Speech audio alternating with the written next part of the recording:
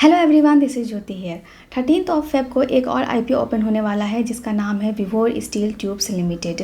अब इस आईपीओ की बात करें तो वीडियो के स्टार्टिंग में ही मैं आपको बता दूंगी कि इसके ग्री मार्केट की प्रीमियम के बेसिस पे इसमें 86% तक की लिस्टिंग एंड एक्सपेक्ट की जा सकती है।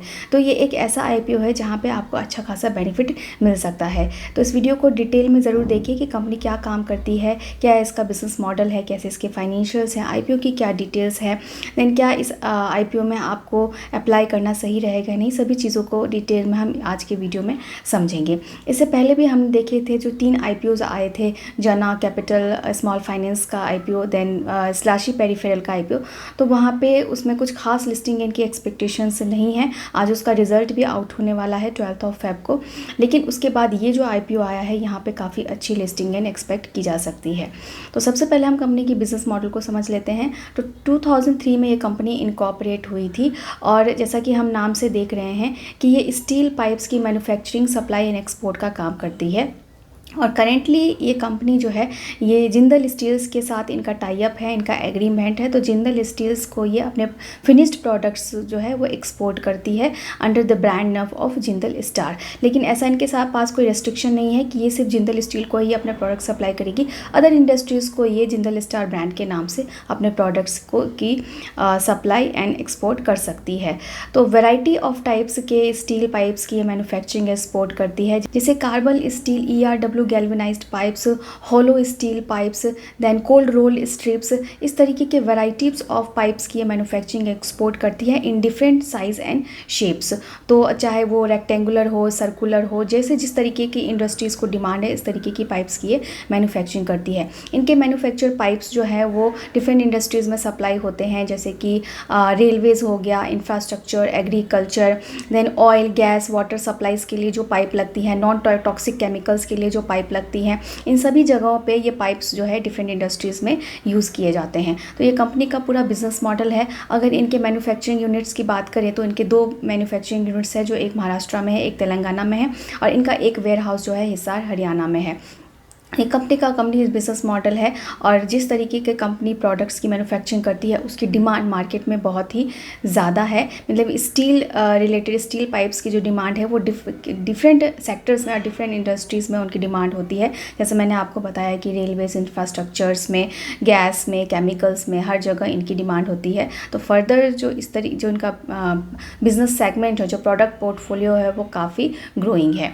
अब हमने इस कंपनी के बिजनेस मॉडल को समझ लिया। अब इसके फाइनेंशियल्स की तरफ अगर देखें तो यहाँ से आप देखेंगे कि कंपनी का असेट जो है आपको ग्रो होता हुआ दिखेगा। काफ़ी अच्छा कंपनी का असेट में लास्ट 3 ईयर से ग्रोथ होने को दिखी है। रेवेन्यू की बात करें तो कंपनी का रेवेन्यू जो है लास्ट 2 ईयर से आप देखेंगे तो 36% से कंपनी के रेवेन्यू में ग्रोथ होती हुई दिखी है। कंपनी का रेवेन्यू भी ग्रोइंग है, कंपनी के पास बिजनेस है, सेल्स इनकी बढ़ रही है। प्रॉफिट आफ्टर टैक्स भी कंपनी का अच्छा खासा बढ़ रहा है, जहाँ पे लास्ट 2022 से मार्च 23 के डेटा को अगर देखें तो 85.91% से इनका प्रॉफिट आफ्टर टैक्स बढ़ा है। नेट वर्थ की बात करें तो कंपनी का नेट वर्थ भी अच्छा खासा बढ़ रहा है। और कंपनी की बोरोइंग्स की बात करें तो यहाँ से कंपनी की बोरोइंग्स भी बढ़ती हुई दिख रही हैं। लेकिन कई बार हमको देखना पड़ता है कि कंपनी अगर अपनी बोरोइंग्स कंपनी ने कर रखी हैं तो किस रीज़न से, अपने ग्रोथ के लिए। अगर हम देखेंगे कि तो कंपनी प्रॉफिटेबल है, कंपनी की सेल्स भी बढ़ रही है। देन कंपनी का ROE आप देखेंगे तो 25.51% का है, जो काफ़ी बढ़िया है।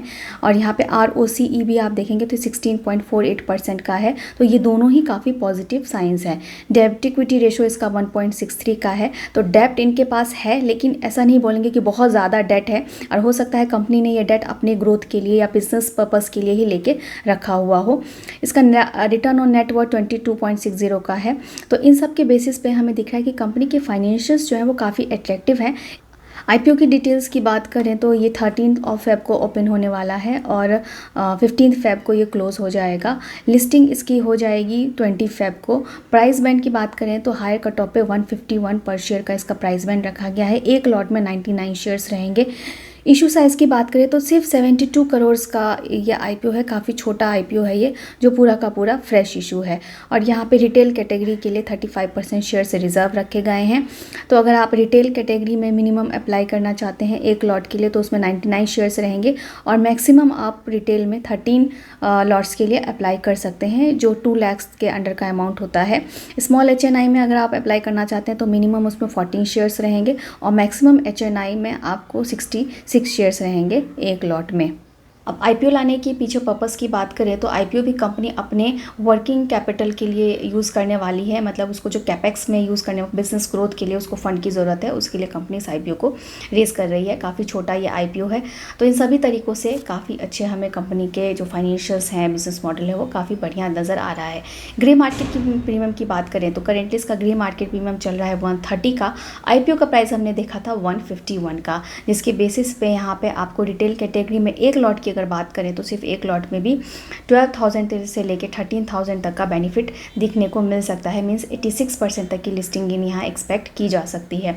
तो काफ़ी बढ़िया आईपीओ है। ऑफ कोर्स इस आईपीओ के लिए अप्लाई किया जा सकता है, जितना मैक्सिमम डीमैट अकाउंट से आप अप्लाई कर सकते हैं आप अप्लाई करें तो आपको आईपीओ मिल अलाउट होने के जो चांसेस है वो बढ़ जाएंगे। अगर आप अपने किसी फैमिली फ्रेंड का डीमैट अकाउंट ओपन कराना चाहते हैं तो उसकी लिंक हमारे डिस्क्रिप्शन बॉक्स में मेंशन है। अदर कोई भी आपको अगर सपोर्ट लगता है शेयर मार्केट रिलेटेड तो हमारा डिस्क्रिप्शन बॉक्स एक बार ज़रूर चेक करिए और हमारे टेलीग्राम चैनल को भी आप फॉलो कर सकते हैं डेली के अपडेट्स के लिए।